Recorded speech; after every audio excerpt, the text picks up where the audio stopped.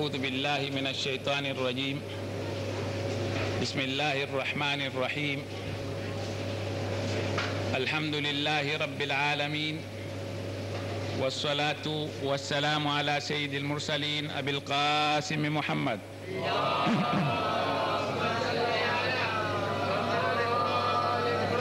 وعلى آله الطيبين الطاهرين المعصومين وصحابته المنتجبين ومن تبعهم بإحسان إلى يوم الدين. Ndugu zangu, assalamu alaikum warahmatullahi wabarakatuh.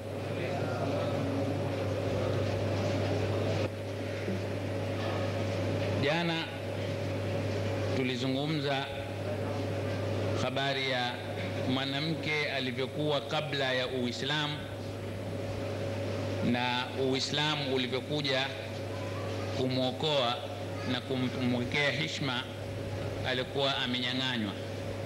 Tukaona jinsi gani mwanamke alikuwa akizaliwa, babake alikuwa akiona aibu kupata mtoto wa kike, na ilikuwa kabla ya Bwana Mtume kuja sallallahu alaihi wasallam. Waarabu walikuwa wamezoea kuzika mtoto wa kike. Mwenyezi Mungu Subhanahu wa Ta'ala akaondoa fikra ile. Tukaona vile vile mwanamke alikuwa hathaminiwi, amefanywa ni kitu duni, ni kitu kama bidhaa tu. Uislamu ukaja vile vile ukamwondolea aibu ile na ukamweka akawa ni mtu kama mwenzake mwanamume, kwa Qur'ani kutuambia kwamba kile alichoumbiwa mwanamume ndicho alichoumbiwa mwanamke. Tukaona vile vile mwanamke alikuwa hawezi kumiliki kitu. Uislamu ukaja ukamwezesha mwanamke amiliki kitu, yani awe na mali yake mwenyewe ambayo haingiliwi na mwanamume.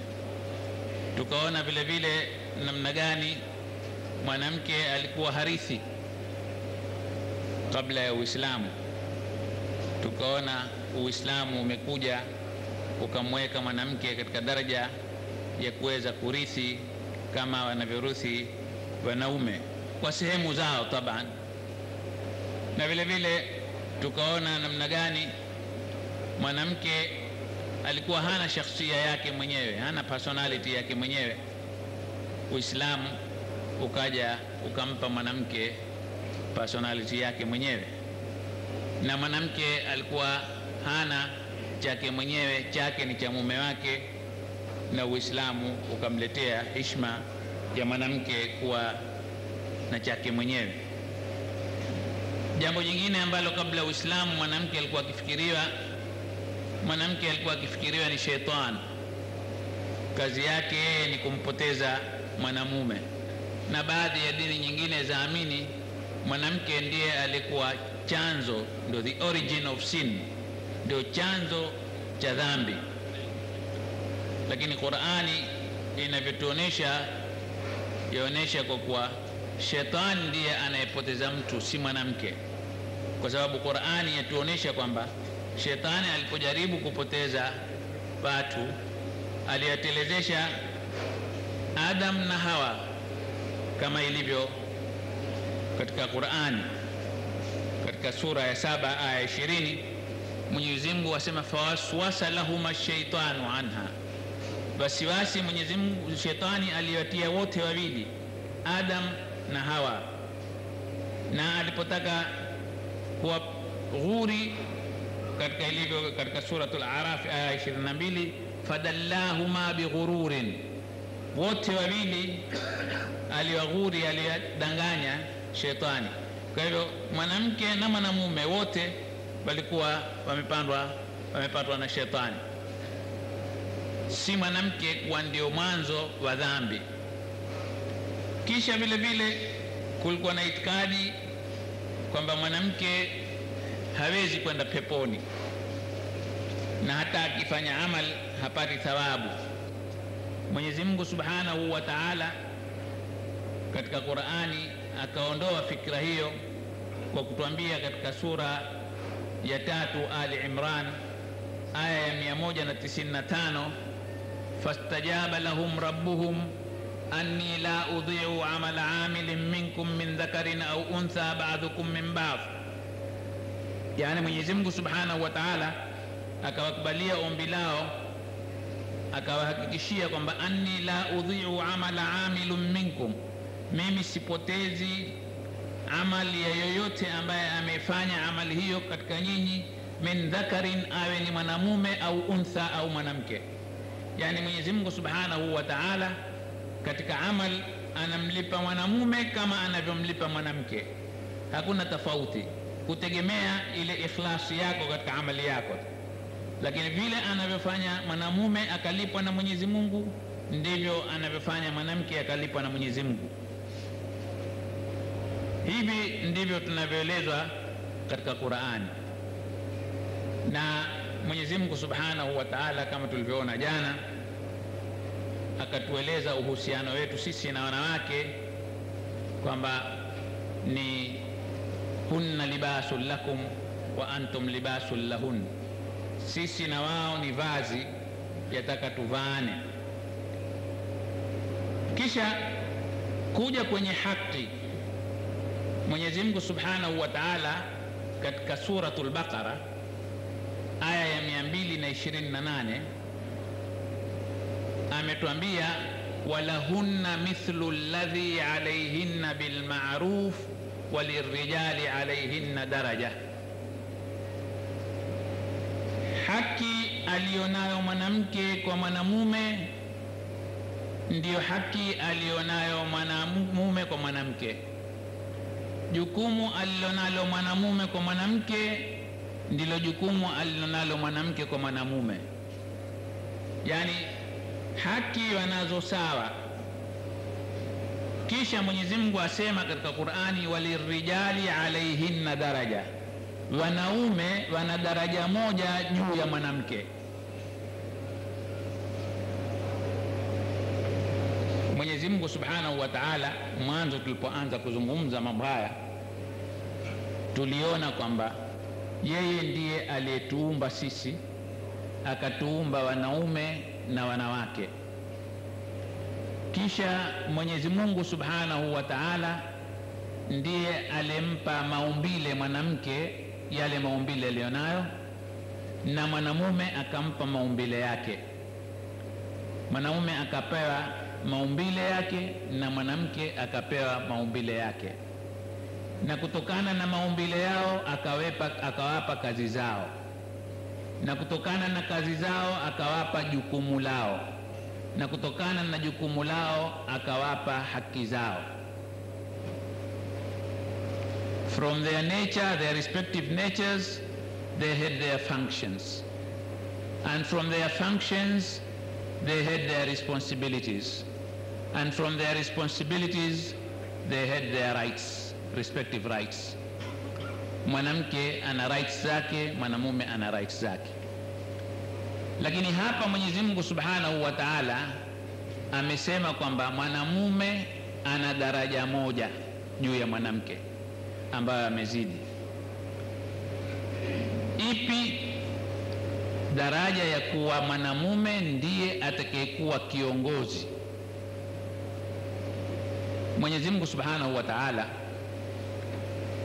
katika mipango yake ya kuendesha dunia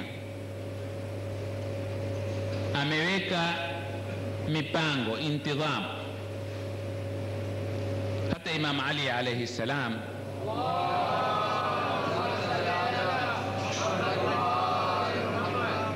anatuhusia, asema usikum bitaqwa Allah wa nadhmi umurikum, ninawahusia nyinyi mumwogope Mwenyezi Mungu na mpange mambo yenu, organize your affairs. Nawahusia taqwa na nawahusia organization of your affairs. Bwana Mtume sallallahu alayhi wa sallam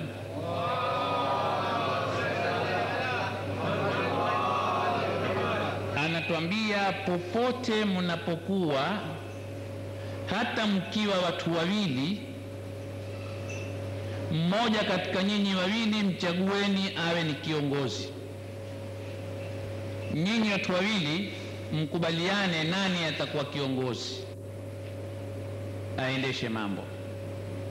Mkiwa watatu mchague kiongozi mmoja, mkiwa 10, mkiwa 100, mkiwa 20, lazima muwe na kiongozi. Ndio nidhamu, mipango itakuwa namna hiyo. Aweko kiongozi aongoze na wengine wafuate. Na ndiyo sababu hii sisi tukaamini, sisi tunaofuata madhhabi Ahlul Bait, kama tutakavyoona inshallah kuanzia kesho, kwamba hayumkini kwamba Bwana Mtume sallallahu alaihi wa sallam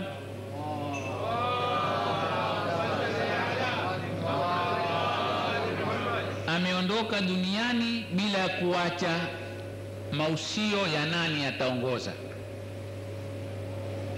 kwa sababu ndiyo hikma ya Mwenyezi Mungu tangu mwanzo. Lazima kuwe na kiongozi, lazima kuwe na mpango, kuwe na intidhamu.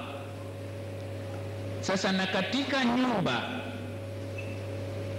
katika aila, family, vile vile ni mkusanyiko wa watu, ama atakuwa ni mwanamume na mwanamke, ni mume na mke wake, au Mwenyezi Mungu amewajalia wamepata na watoto, kwa hivyo ni mume na mke na watoto, pengine na wazazi wao wako, lakini katika nyumba ya mume na mke na watoto lazima aweko mmoja aongoze, awe yeye ndiye kichwa anayeongoza yale mambo, ndio patakuwa na intidhamu. Sasa katika mume na mke na watoto, nani aongoze? Mwenyezi Mungu Subhanahu wa Ta'ala, ambaye amemuumba binadamu, amemuumba mwanamume na mwanamke, ameumba na watoto. Mwenyezi Mungu Subhanahu wa Ta'ala, baada ya kumpa mwanamke majukumu yake, na baada ya kumpa mwanamume majukumu yake, na kumpa mwanamke maumbile yake na mwanamume maumbile yake, yeye Mwenyezi Mungu anayemjua mwanamume na mwanamke, amesema mwanamume ndiye atakayeongoza. Ar-rijalu qawwamuna 'ala an-nisaa bima faddala Allahu ba'dahum 'ala ba'd wa bima anfaqu min amwalihim. Wanaume ndio watakaosimamia wanawake. Sasa uongozi, haki Mwenyezi Mungu asema alizonazo mwanamke, mwanamume anazo. Jukumu alilonalo mwanamume, mwanamke analo, kila mmoja kwa maumbile yake, lakini uongozi ni wa mwanamume. Mwanamume ataongoza. Sasa kuongoza, mwanamume ataongoza vipi? Qur'an na hadithi za Bwana Mtume sallallahu alaihi wa sallam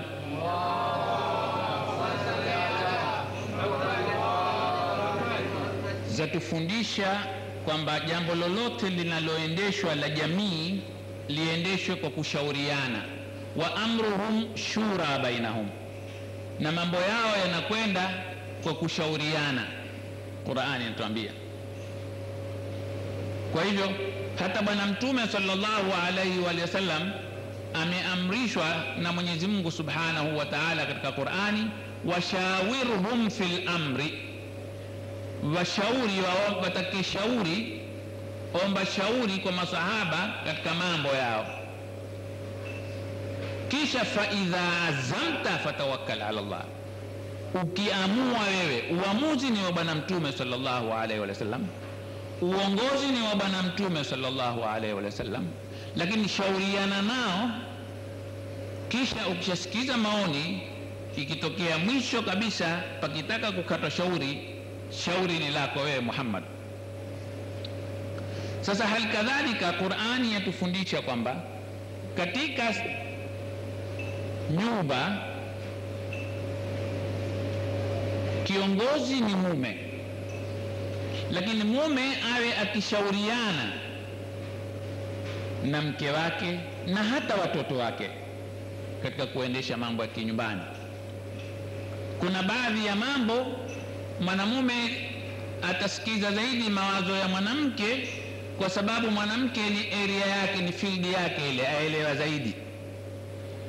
kuna mambo mwanamume hayajui vizuri kama anavyojua mwanamke, kuna na mambo mwanamke hayajui vizuri kama anavyojua mwanamume, lakini uamuzi wa mwisho ni wa mume. Lakini mume aombwa awe akishauriana na mke wake na hata na watoto wake, wakishakuwa waweza kutoa shauri. Kwa namna hii nyumba itakwenda vizuri. Na Mwenyezi Mungu Subhanahu, Mtume sallallahu alaihi wasallam amehimiza sana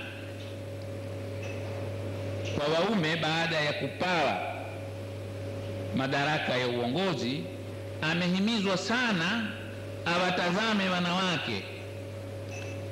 Anasema Bwana Mtume sallallahu alaihi wasallam, yule aliye bora kwenu nyinyi katika wanaume ni yule ambaye ni bora katika kutazama mke wake. Na hapa ndipo inapokuja lile tatizo tulilolizungumza jana, kwamba tatizo la majumbani katika Uislamu kuna kitu kafaa, compatibility. Unapotafuta mume wa kumwoa mke au mke wa kumwoa mume, ndipo penye matatizo. Matatizo yanaanza mahali pawili. Yanaanza kwanza katika malezi ya mume na mke. Kwa bahati mbaya sasa hivi sisi hatuna sana malezi ya Kiislamu. Sisi Waislamu majumbani mwetu hatuna malezi ya Kiislamu. Kisha baada ya kuwa hatuna malezi ya Kiislamu, na tunapooza watoto wetu, ikiwa sisi ni watu wa mume tunataka mke au ni wa mke wataka mume, hatufuati wasia wa Bwana Mtume sallallahu alaihi wasallam. Na kwa sababu hatufuati wasia wa Bwana Mtume sallallahu alaihi wasallam, ndio matatizo mengi yanayotokea. Bwana Mtume sallallahu alaihi wasallam asema, watu wakioa huoa kwa mambo mane: waoa kwa uzuri, waoa kwa mali, waoa kwa nasabu, yani mtoto amezalika na nani, na waoa kwa dini. Unaangalia dini ya yule mtoto wa kike au dini ya yule mtoto wa kiume, unaangalia akhlaqi zake, unaangalia mwendo wake. Sasa Bwana Mtume sallallahu alaihi wasallam asema usivitazame hivi vitatu: usitazame uzuri, usitazame mali, usitazame nasabu, tazama dini. Angalia mtoto ambaye ana akhlaq. Kama wewe una mtoto wa kiume, mtafutie mtoto wa kike ambaye ana akhlaq, ana tabia nzuri za kidini.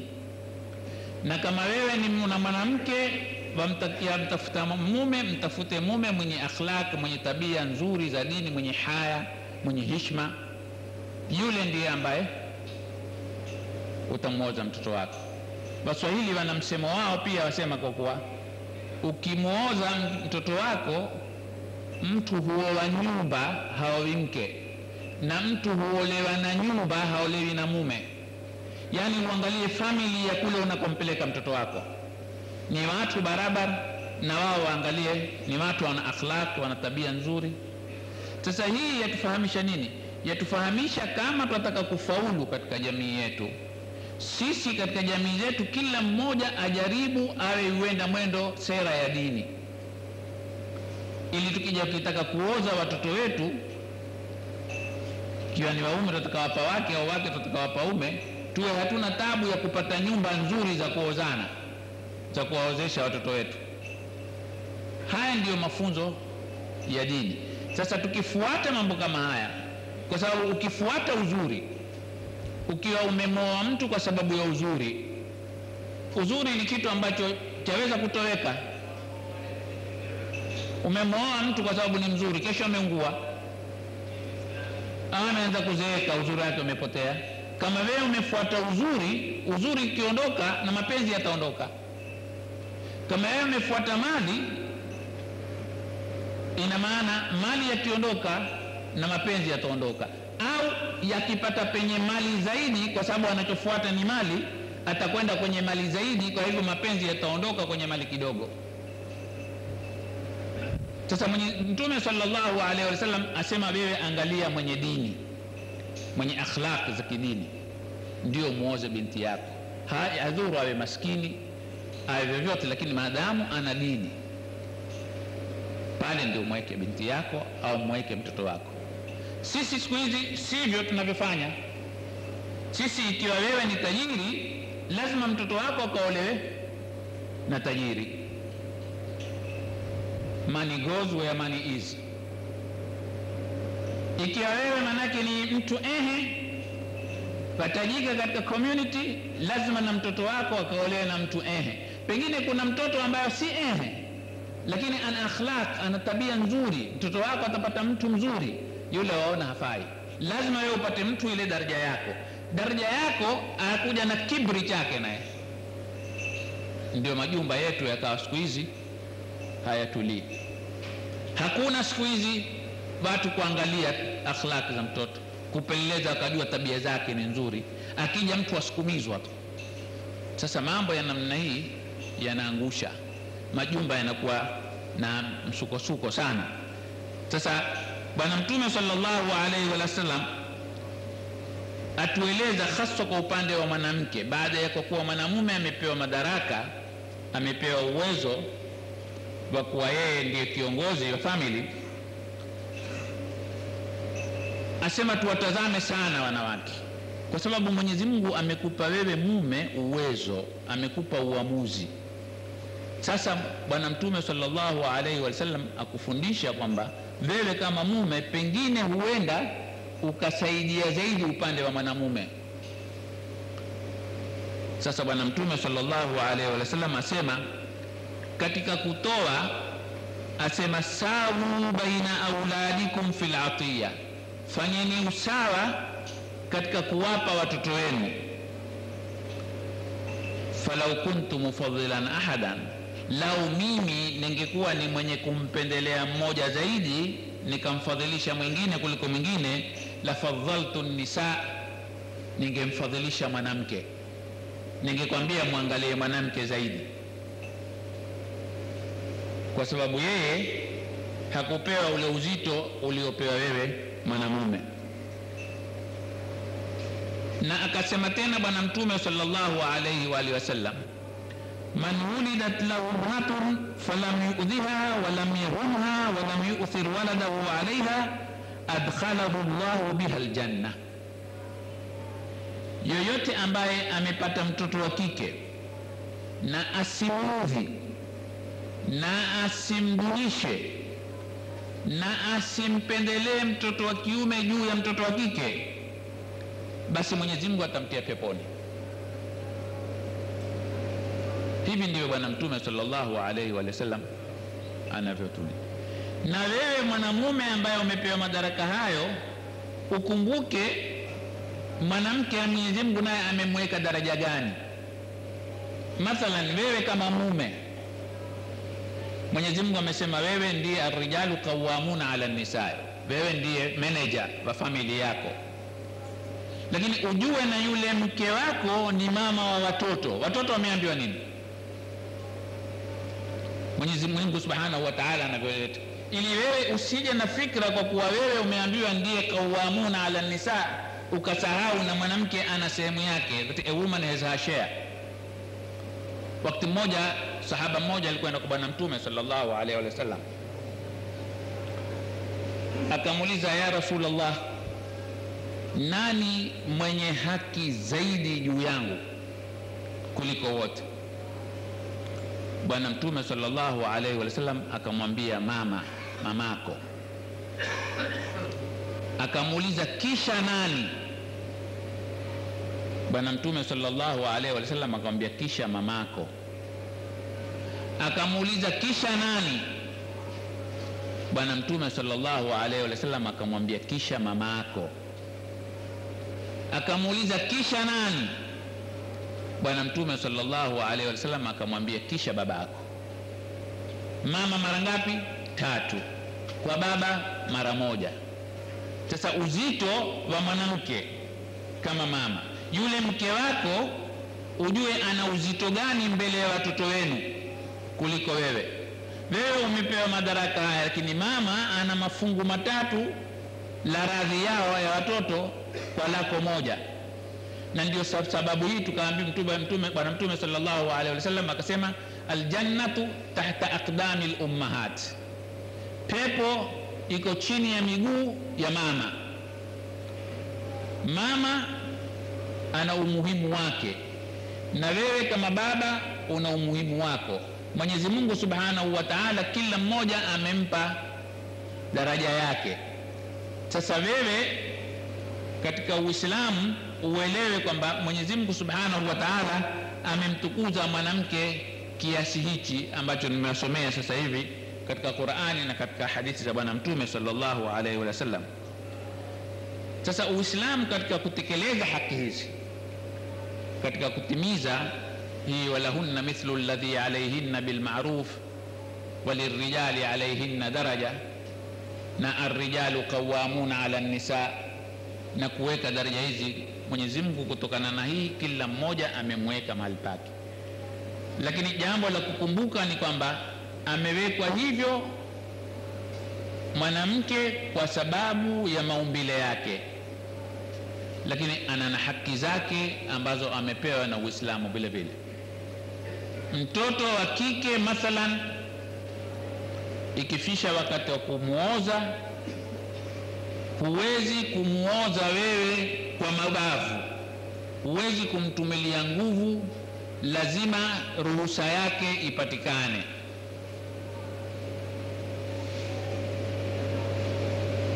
Huruhusiwi kumlazimisha mtoto wako, useme naye, ushauriane naye.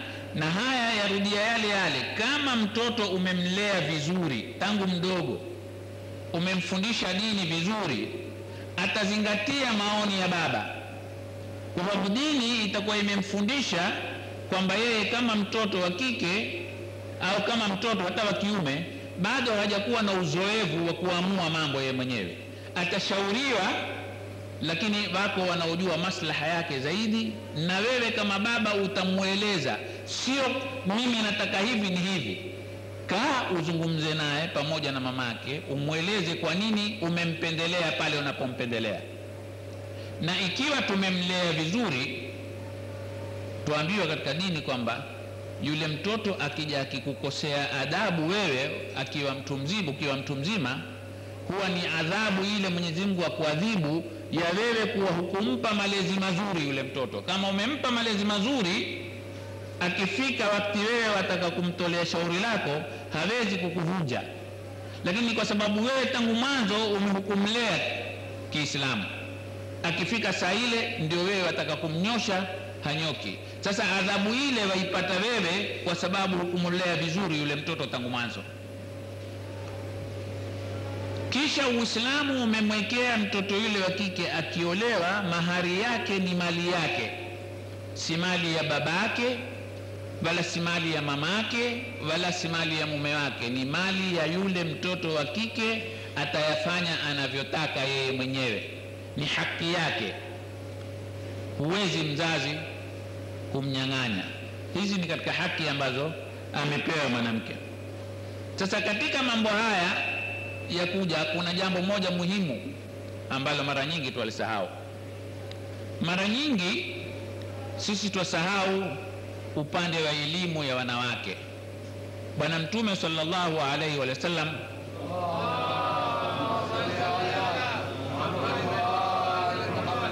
atuambia kwamba elimu ni faradhi, ni lazim kwa mwanamume na kwa mwanamke. Mwanamke vile vile ataka asome, lakini kama alivyosema Imam Ali, mambo yataka kwa mipango. Watu wapange wanawake wasomeshwe nini na wanaume wasome nini, kwa sababu Mwenyezi Mungu Subhanahu wa Ta'ala amempa mwanamke maumbile yake. Mathalan, ikiwa sisi tutashikilia watoto wa kike wasisome sana, na mara nyingi jamii za Kiislamu utazisikia za kwambia mtoto wa kike asisomeshwe sana, twasahau sisi kwamba kuna sehemu fulani katika maisha yetu yataka lazima mwanamke. Mathalan, sharia yetu yatufundisha kwamba wewe ukiwa ni mgonjwa kama mwanamume ni bora utibiwe na mwanamume, hasa ikifika mahali ambapo ataka kuona uchi wako, yataka uende kwa daktari mwanamume. Hali kadhalika mwanamke akiwa mgonjwa yataka atibiwe na daktari mwanamke, hasa ikiwa imefikia mahali pa kumwona aura yake. Sasa kama ni hivyo, tutapata wapi sisi madaktari ambao wataweza kuwatazama wake zetu, ikiwa watoto wetu wa kike hatutaki wasome mpaka wafikie kusomea udaktari au wasome mpaka kufikia ukunga? Je, twende kwa madaktari ambao si Waislamu? Ndivyo dini inavyotaka? Je, kwa sharia ya Mwenyezi Mungu Subhanahu wa Ta'ala sisi tutakuwa tumefanya sawa ikiwa hakuna katika jamii yetu daktari mwanamke? Bila shaka tutakuwa tumefanya makosa. Kwa hivyo sisi tukishikilia kwamba watoto wa kike wasisome sana, au kama ilivyo desturi nyingi katika Waislamu, tukishikilia mtoto wa kike akifika miaka 16, 17 aolewe. Mtoto ataka kusoma, hakuna kusoma. Kwa nini? Mume ashakuja, olewa. Na hii katika society kwa kuwa iko fikra kwamba mtoto wa kike akizidi miaka hiyo atakuwa sugar mami. Si fikra za Kiislamu hizi, kwa sababu mtoto wa kike kama mama akiolewa, yule atakuwa mama. Akiwa ni mama mjinga, an ignorant mother, atalea vipi mtoto wake? Ni vicious circle. An ignorant mother will not be able to bring up an educated family. Na mama ndio ambaye ana sehemu kubwa kabisa ya mwanzo wa mtoto. Watoto at very early age, wakati ambapo bado wadogo. Mmoja psychologist mmoja wa Kifaransa asema, give me a child for the first 5 years and then I'll give it back to you and you can do what you like with it. Nipe mtoto katika miaka 5 ya kwanza, kisha mimi nitakurudishia mfanye unalotaka. Kwa nini? Kwa sababu miaka 5 ya kwanza ndio most impressionable age, ndio wakati ambapo mtoto vitu vingi vinavyomwingia, vinavikamata. Sasa wewe wakati ule watoto, mathalan, hakuna watoto wa kike ambao wamesoma kiasi cha kuweza kuwasomesha watoto. Tunataka walimu wanawake. Nursery school zetu tutazipeleka kwa nani? Walimu ambao si wanawake au si Waislamu, ambapo mama yule Mungu tangu hapo katika tabia yake, katika nature yake amempa uwezo wa kulea. Sasa akijisaidia na elimu ataweza kufanya kazi nzuri zaidi. Sisi twazuia watoto wa kike, twataka waolewe wakifika miaka 16, wasiendelee na masomo. Basi kuisha maneno, mume ashakuja, wewe atakusoma nini? Mwanamke hafai kusoma sana. Kisha yule wajamweka nyumbani, hana ujuzi, hana maarifa, atalea familia aina gani? Kutakuwa na matatizo. Takuwa sisi sasa, bali yule mlezi wa kwanza haelewi mambo, ataka kujifunza mambo kadha wa kadha. Sasa haki amewekewa mwanamume na mwanamke kusoma. Kuna mambo mengine tuhitajia wanawake wa Kiislamu, bali kama tulivyoona jana, ni dhambi kama hakuna. Itakuwa ni dhambi kwa jamii yote. The entire society is committing a sin if they don't have a female doctor to look after ladies. Sasa where would you get a female doctor if you don't allow her to continue with higher studies? Hofu unayo kwamba akisoma ataharibika. mwanamke peke yake ataharibika, mwanamume hapotea haribiki, mwanamume pia ataharibika. Sasa the solution is not in stopping her from further education, ni kuanza kujenga huku chini, tukawalea watoto Kiislamu, tukawa hatuna hofu nayo, particularly katika ulimwengu huu wa kisasa ambapo watu wamechanganyikana, Waislamu na wasiokuwa Waislamu, tuwafanya makazini tunachanganya, tuko pamoja, majumbani tuko pamoja, mitaani tuko pamoja, kila mahali. Sasa katika hali kama hii, ngao ya pekee ya kumhifadhi mtoto wa Kiislamu si kumtenga na asiyekuwa Muislamu. The safeguard is not in isolating the Muslim child from the non-Muslim children. That is impossible. Haiwezekani katika maisha yetu ya sasa. The only safeguard is to fortify him, equip the girl or the boy with proper Muslim education to enable him or her to mix freely with the non-Muslims and not be affected by them. Give him or her self-confidence. Train her. Kwa hivyo sisi ni lazim huku chini watoto wetu tuwalee Kiislamu, tuwape mafunzo ya Kiislamu, waelewe kwa nini wafanya wanayoyafanya Kiislamu, wajue babe make rational, waweze kufahamu mambo, waweze kueleza, kisha hapana hofu, kwa sababu aweza kujieleza yeye mwenyewe na atajua afanya nini kwa nini. Lakini sasa ikiwa tunataka mtoto yule tumlee Kiislamu, mama mwenyewe hajui dini, baba busy, umeambiwa wewe uende ukatafute chakula cha kupeleka nyumbani. Kwa hivyo mtoto yuko na mama in the most impressionable age, ile miaka 5 ya kwanza mtoto yuko nyumbani na mama. Mama atamfanya nini yule na yeye mwenyewe hana maarifa? Kwa hivyo lazima tu encourage, na ni right yao wanawake wasome. Uislamu umewapa haki hiyo, wanawake wasome ili waweze kulea jamii ambayo ina ilmu. Hili ni jambo ambalo halina mushkili wowote katika haki ambazo Mwenyezi Mungu Subhanahu wa Ta'ala amewapa wanawake. Sasa tukishawapa proper education, na wao wataweza kulea umma wa Kiislamu sawa sawa. Bila ya hivyo patakuwa na matatizo. Ndio sababu hii Mwenyezi Mungu Subhanahu wa Ta'ala akawaambia wanawake kwamba mahali pao haswa ni nyumbani. Hii sio kwamba mwanamke azuiwa kutoka nyumbani au mwanamke azuiwa kufanya kazi, lakini kwanza wajibu wake mkubwa ni nyumbani. Waqarna fi buyutikunna wala tabarrajna tabarrujal jahiliyatil ula. Waqarna fi buyutikunna, kaeni majumbani mwenu, kwa sababu ikiwa mume atakwenda kazini na mke atakwenda kazini, yule mtoto mulempata atalelewa na nani? Yaya.